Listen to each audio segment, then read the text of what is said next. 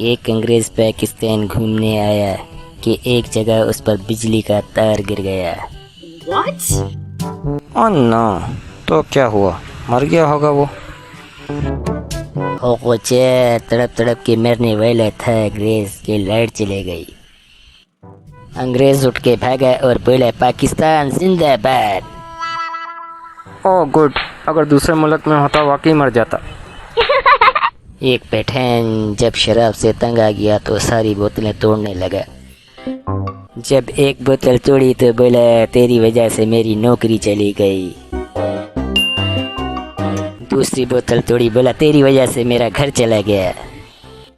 تیسری بوتل توڑی، بولا تیری وجہ سے میری بیوی چھوڑ کر مجھے چلی گئی۔ پٹھان نے جب چوتھی بوتل اٹھائی تو وہ بھری ہوئی تھی، اس کو سائڈ پہ رکھ دیا اور بولا تو سائڈ پہ ہو جا، تیرا کوئی قصور نہیں ہے۔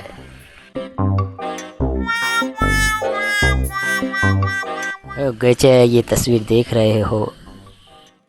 ہاں ہاں، کیوں نہیں، اس میں 4 گدھے نظر آ رہے ہیں۔ گچا اس تصویر کو الٹا کر کے دیکھو، گدھے 5 ہو جائیں گے۔ Magic picture. وہ یار آپ بھی دیکھو موبائل کو الٹا کر کے دیکھو، گدھے 5 ہو جائیں گے، دیکھو جلدی دیکھو۔